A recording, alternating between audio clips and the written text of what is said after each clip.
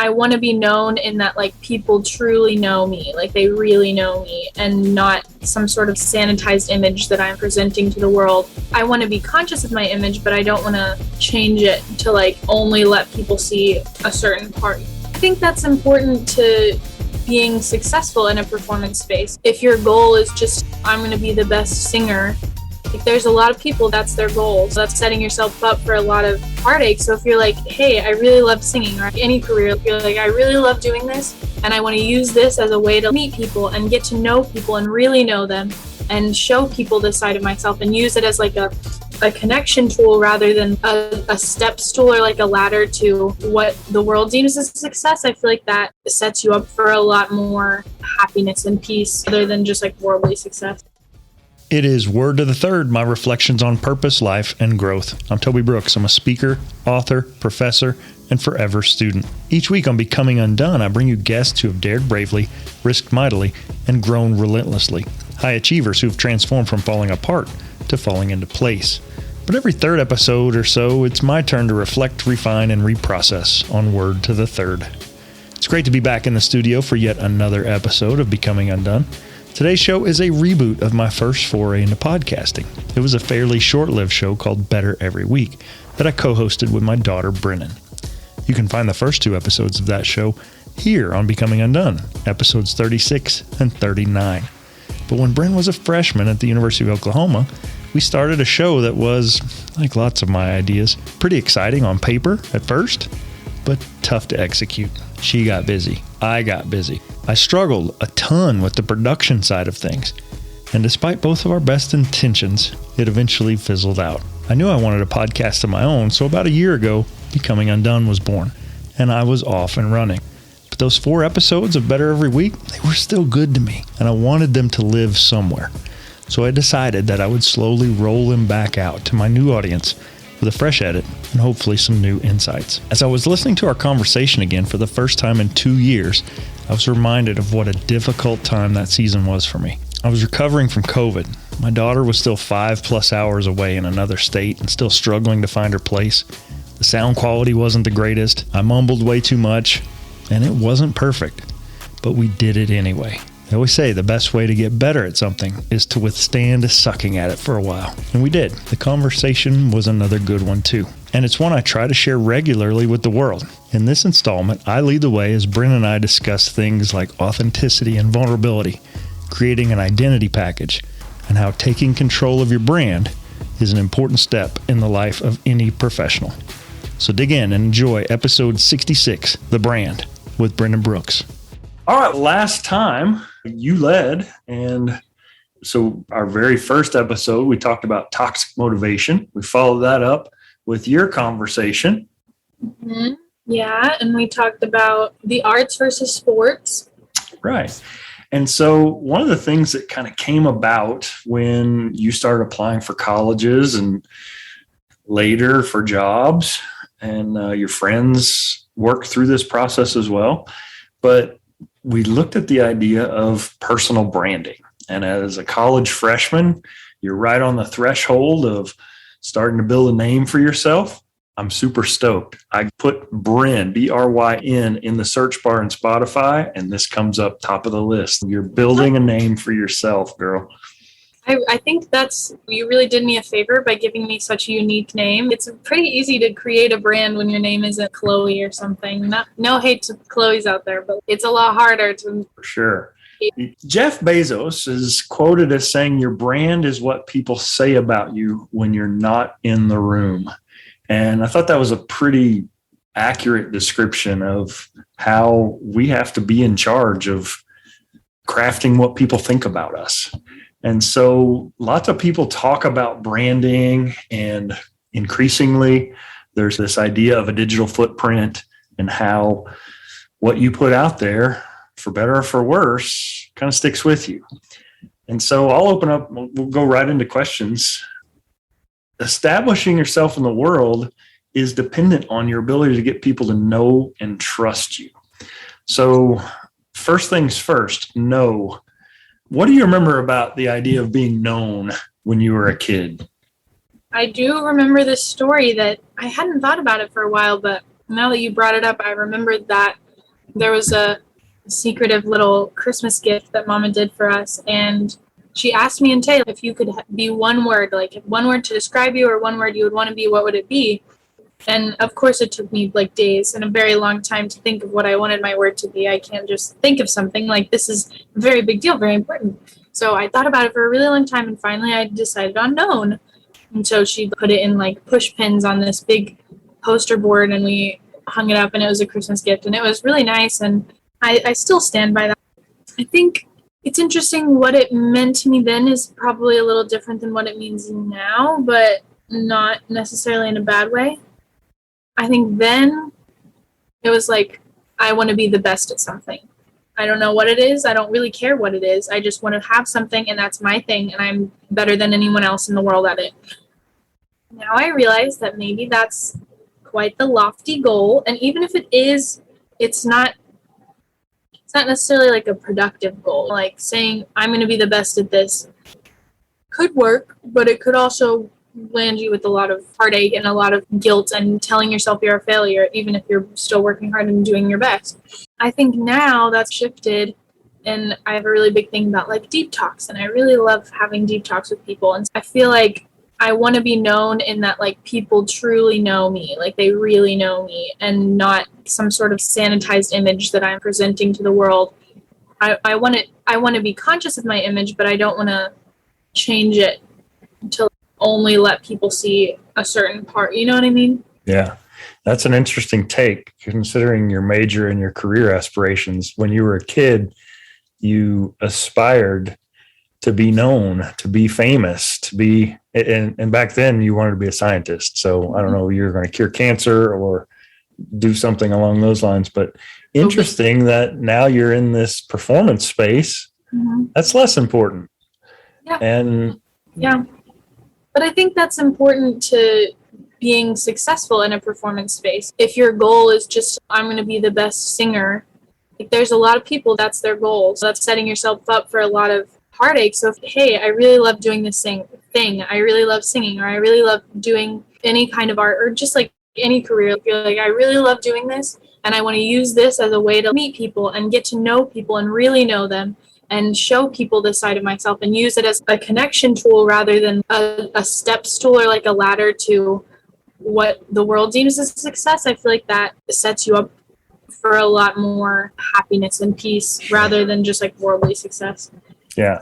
So if being known is the first aspect of this kind of triumvirate here of branding, getting people to like us has been posited as the second. And there's been lots of discussion about introverts versus extroverts. I can remember you actually applied to do a TED Talk to talk about the strengths of introverts. This one, at least on a grand scale, can be a big challenge for people who are reserved. We chatted about how, man, those orientation kids get to run the whole thing, and it's all summer camp fun, people extroversion run wild, and the introverts are left drained at the end of the day. What are some ways that you think people that are more reserved can still be liked? You're not the antisocial. It's just part of who you are, but still be true to yourself. I think in kind of what I was saying before about deep talks, I feel like that's a commonly introverted thing, especially because in my head, what I think of as deep talks doesn't happen as well on a bigger scale. If you've got a ton of people and you're like, tell me your greatest fears, it's awkward. So I feel like introverts using the one-on-one method, getting to know people individually, or really using the energy they have in a good way. I think Faith told a really interesting story to me. Faith is my friend. Hey, Faith, she's great. She's very extroverted, and she's always been that way. And she went to college, and she has this new friend that she met, and she said that he's very introverted, but she said he's so refreshingly honest about it, which a lot of people aren't. They'll be like, hey, we're going to go do this thing, we're going to hang out, and he's, no, I just don't feel like it. And that's not a rude thing in their friend group. It's just, okay, we'll catch up with you later, and we'll have one-on-one conversations then, or we'll go out and it'll be just me and you, and we'll get coffee together. And so working with strengths of connecting with people individually and specifically, I feel is a good way to people like you. And if you're honest like that, if you're just like vulnerable, like that. And you're just like, oh no, I don't have the social battery right now. But when I do, I'd love to. That'd be great. Yeah. And I love that. But I've also recognized that a lot of times if I were more extroverted, it would be easier to make those connections. I feel like true extroverts, they move in herds, like inch deep, mile wide kind of relationships. And I'm not being critical of extroverts. I'm jealous of them in many ways. Whereas I'm more of an introvert, they're more of a mile deep and an inch wide. Like I want to have a deep talk with you and get to know you. For me, that's my family, a couple of trusted friends. But that doesn't serve me very well when it comes to branding, because if you want to generate a following and have true influence, then the introvert really has to stretch themselves and function in a way that's contrary to maybe what they prefer. So that's why extroverts tend to rule the world, because it's right in their wheelhouse. They're operating out of a strength as opposed to something we're not so crazy about.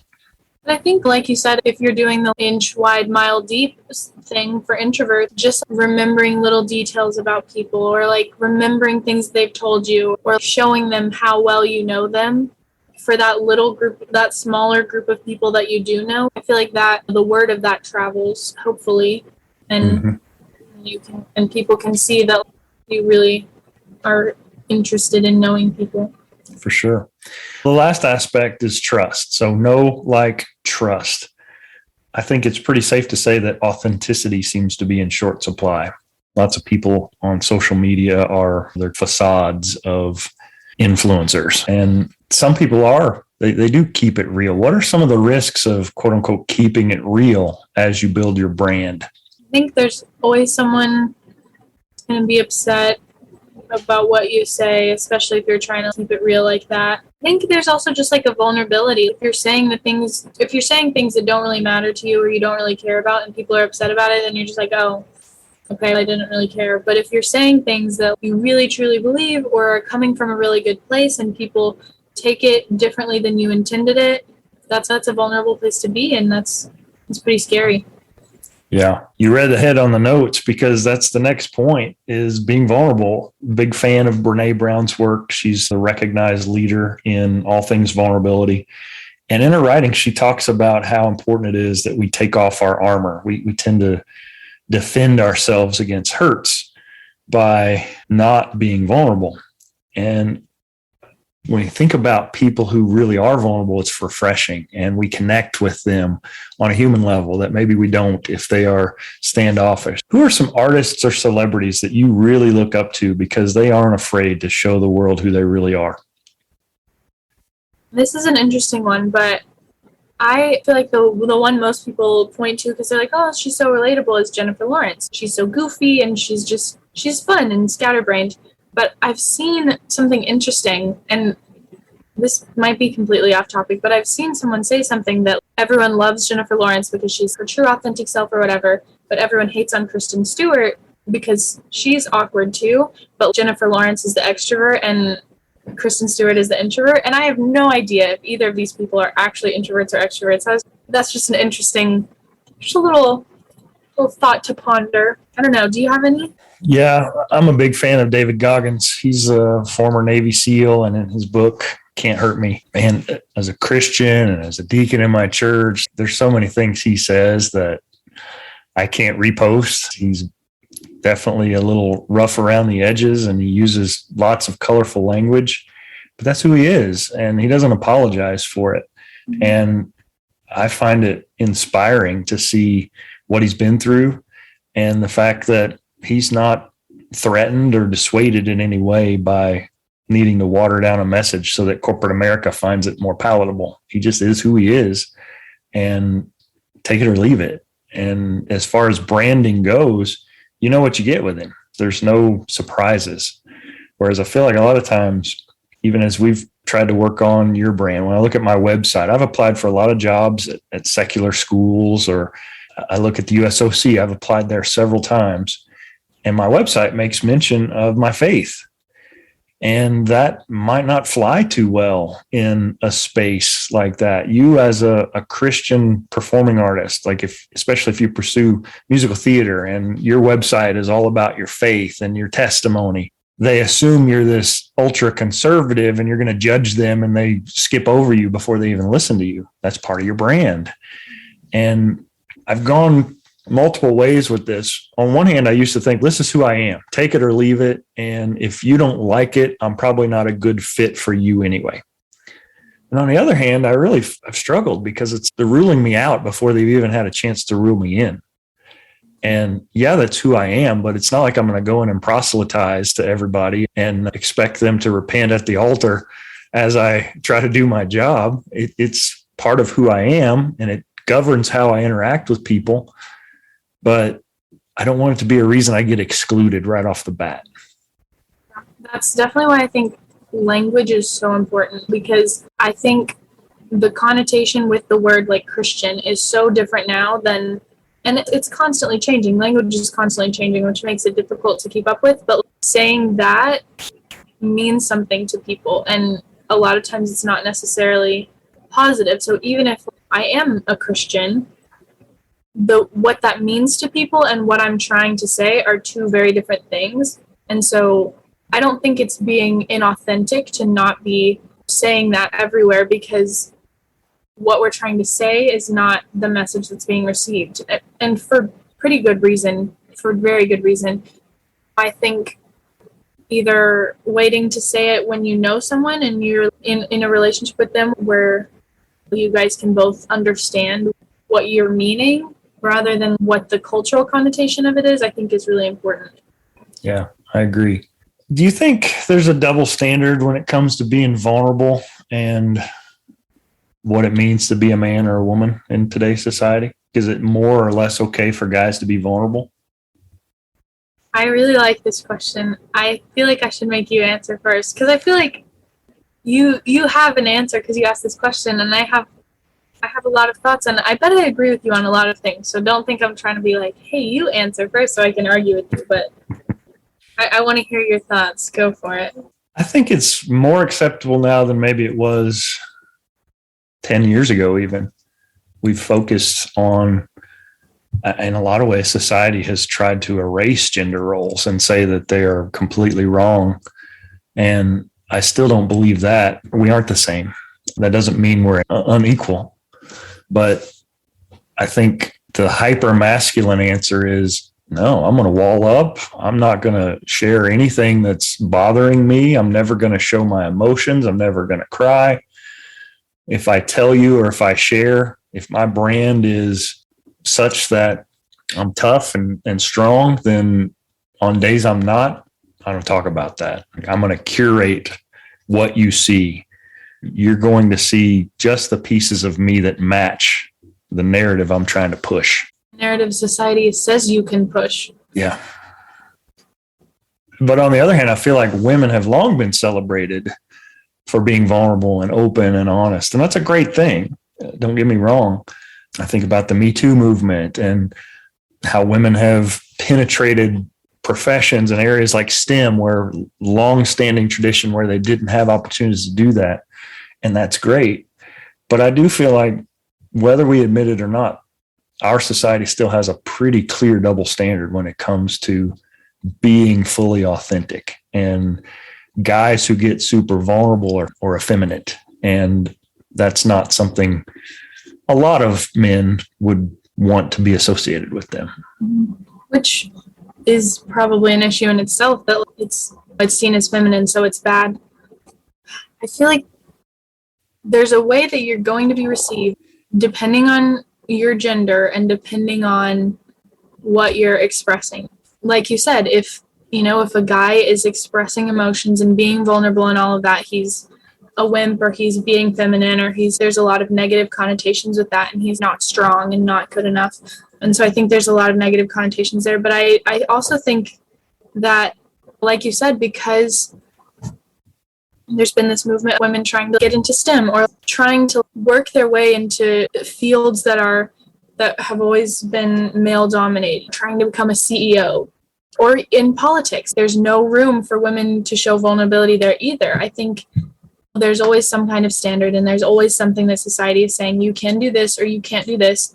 And in order to be successful based off of what the world says is successful, you have to just buy into those things. And everyone watch this video. It's very interesting. There's a video on YouTube, Khadija Mbo, and she has this video and it's about Black masculinity and the roles that they've been assigned. She also has a video on toxic masculinity that's really interesting, and I think it ties into this a lot, just that there are standards where, like, all right, you can express these emotions. You can have like anger, or men can show anger, or there's very few, it's a very limited list. So very interesting video. I feel like there's standards for everyone, and they're all bad, because we tell people, like, all right, because of this identity that you have, you can have these things, or because of this other identity, and it's very reductive. Yeah, it's like Inside Out. There's only 4 emotions at the control panel, whereas women are complex emotional beings, and they've got all this gamut that they can express. Mm-hmm. I'm not saying right or wrong. I'm saying that's what society would tell us. All right, so let's pivot a little bit. We talked about know and trust and how important it is to be our authentic selves. Let's get practical. So what are some keys to building a brand to kind of the forward-facing Brynnan Brooks that potential employers or grad programs or internships, what are some keys you do? So we talked about mission. How would you describe your mission that you want the world to see? I think just with the one word that we've always used as my brand, and we've come up with as my brand, is the growth thing. My mission is to, no matter what I'm doing, find a way to grow or be growing through that, because I know that I change my mind a lot. And so what I'm doing from day to day, from week to week, from hour to hour might change. Who knows? But as long as I'm growing somewhere, that's the mission. Right. I added this on the signature line of my email 15 years ago, and it's in bold and it's in italics, and it says, "What are you about?" And that's your why. And being in touch with your why. This stems from a Rascal Flatts song called "When the Sand Runs Out." And he's talking about how a friend passed away, and at his funeral, he was having all these thoughts about the life that his friend had lived. And he's reflecting on some choices he's made, that seeing the temporary of his friend's life, what he wants to be about is to love his people as hard as he can. And so my mission that I'm trying to build and connect to, and whatever position I have, anything I put out in the world, whether it's a podcast or a video, whatever. Another shout out to my pastor who believes in alliteration and 3-point sermons: infuse light, inspire new levels, and improve lives. And that's really what I want everything I do to connect with. That's my why. And this podcast being an example where hopefully someone listening to this would be encouraged and inspired and recognize that growth, just like you mentioned, is a conscious everyday choice. I hate the idea of motivation. I can get motivated to work out, but 2 weeks from now, the motivation fizzles out. It's the dedication that's going to deliver me through those days that aren't so great. So the mission's the first step. And I think that's consistently seen. Like we said, your website has a look and a feel. Your business card has a look and a feel. Your resume. I'm so proud of the resume that we put together for you. It looks better than mine. But I love on the left-hand column on your resume, you list out your core values. And I don't know if you recall those, but if your mission is your why, your values are your how. So how do you intend to accomplish your why? I don't have a 4-step points. I don't have them listed out like you, but I think new experiences is very important to growth. Getting out of your comfort zone. I don't really like to do that one, but I know that's important. I remember when this was part of your college essay process where you kind of had to form this as answers. And for any high school seniors out there, this is a very important formative process. And what you come up with, it seems like busy work, but it really can help propel you once you make that decision. I love your principles, the grow up, the grow out, and the grow with. Talk me through how you came up with those 3 core principles. I think we just said that growing up, you want to develop mentally and learn about who you are and who you can become. So you're growing yourself. You are growing up, maturing, learning more about yourself. And then there's growing out, which is you apply the personal growth that you figure out for yourself by connecting and contributing to the world around you. So this is about together. You're growing with other people. So you grow up, then you grow out with others, and then grow with, which you share the journey of growing up and out with those around you. So up yourself, out into the world, and with people alongside you. Yeah. For me, I came up with service first, whether that's in leadership, whether that's in family, whatever. Mine, like you, always growing, following the model of Luke 2:52, wisdom, stature, favor with God and man, mental, physical, spiritual, social. Relentless pursuit. It's real tempting. I have a horrible habit of coming up with great ideas and then letting them fizzle out before they reach completion. Just today, I gave up on one of the most audacious goals I've ever had, to build this stupid show car. And 9 years later, it's not even been painted. And so when I look at things like that, it's, man, I started well, but I wasn't relentless in the pursuit. For me, I always say hustle to the ball. If I'm not diving, if I'm not putting in full effort, then that's not on brand for me. And then the last one is vigilant action. This comes from, you picked the book. Do you remember the book that it was from? It's by Atul Gawande. Yeah, Atul Gawande. Complications. Yeah. He talked about how anesthesiologists embrace the idea of vigilance, because during the early days of surgery, patients were laying on the table and dying because the anesthesiologist wasn't paying attention, and he or she wasn't monitoring the vitals. And without being vigilant, the patient was dying under the knife. And so vigilance means constantly monitoring, not letting weeds sprout up, paying attention to the small things. And some of the biggest mistakes I've made in life, some of them were active, like it was an act of commission, but others were passive. They were acts of omission. I just failed to pay attention. And so when we have these core values, the beauty of this is, and especially when we have trusted others, there's accountability there. Is this behavior forwarding my brand? Is this on brand for me? I've aspired to be this person. Am I serving? No, I'm not. I either need to change my values to match my behavior, or better, I need to change my behavior to match my value. Another thing we talked about with branding, that the design folks among us would certainly believe in this, but the rest of us don't give it much thought. And I think about my students in sports medicine, their resumes are always white paper with black ink. That's a missed opportunity. Being purposeful, even in things like the color scheme that you choose. Tay's got a logo, you have a logo. Talk to me about your decision just for your logo and your color scheme. I think I just started out trying to think about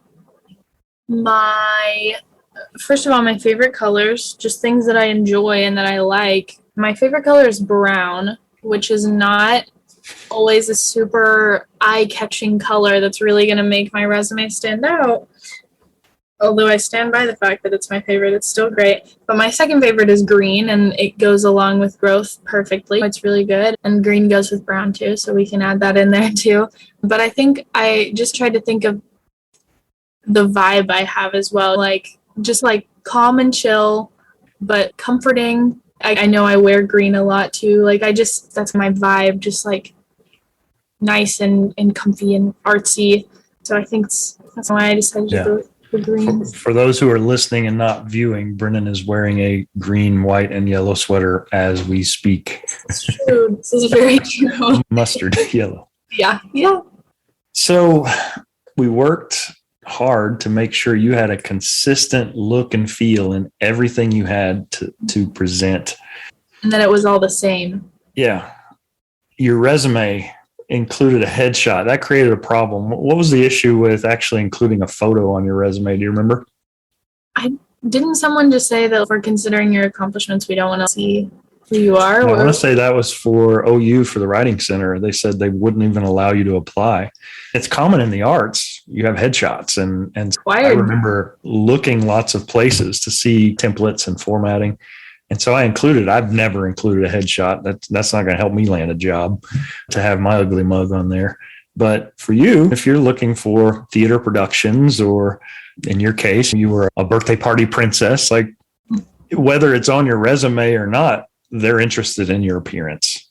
And so our thought was, yeah, go ahead and include it. But we did have to pull it off for that one job you applied for. Your website, talk to me about that. This was created as part of your college application process. And I've started writing a blog now. Plug, everyone read my blog, but wait a good amount of time for me to actually get it uploaded on the website. But yeah, I think my website matches the whole vibe. It matches all the growth themes, and it's got accomplishments. And hopefully once I start doing this blog regularly, it'll just have some fun, goofy, get to know me stuff. We have some of that on there already too, from just like random writings I've done and stuff like that. Yeah. I really like my personal website. For those of you that are listening, great idea. Search your name on GoDaddy. Even if you don't plan to build a website for yourself or your kid, squat on it. You don't want somebody of questionable character with your same name that you get confused with.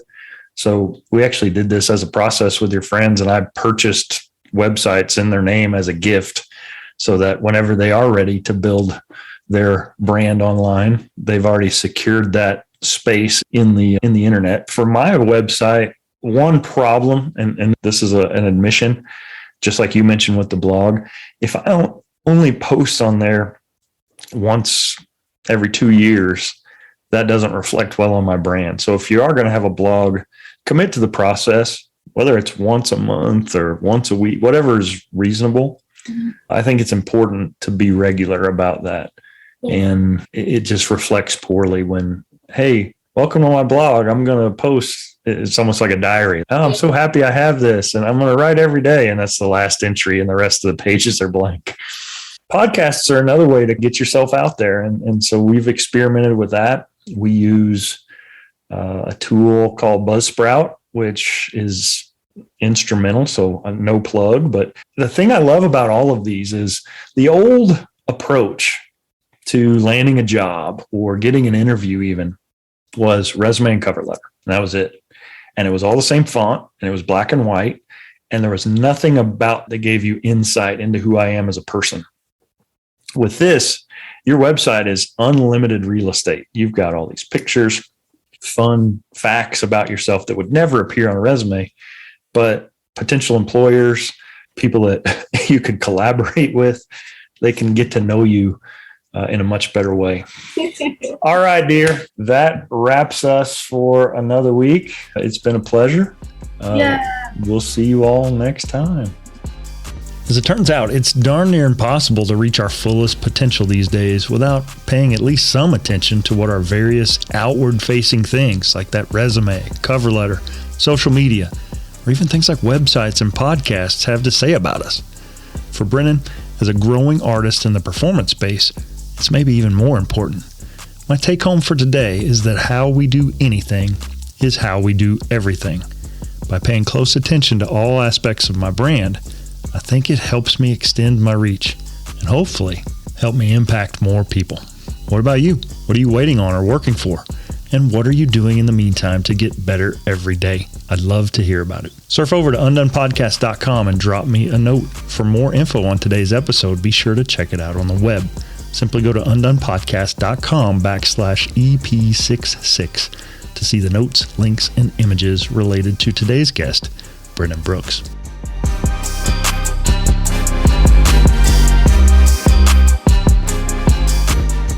Coming up, I've got former Division I softball player turned orthopedic physician assistant Kelly Henderson Chapman and physical therapist and entrepreneurship expert F. Scott Feel. So stay tuned. This and more coming up on Becoming Undone.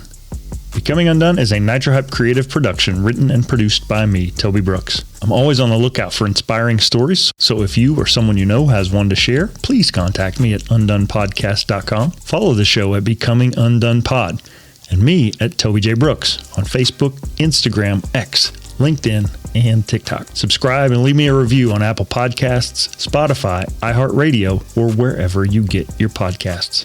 I would sincerely appreciate it. I'm Toby Brooks, and this has been Word to the Third.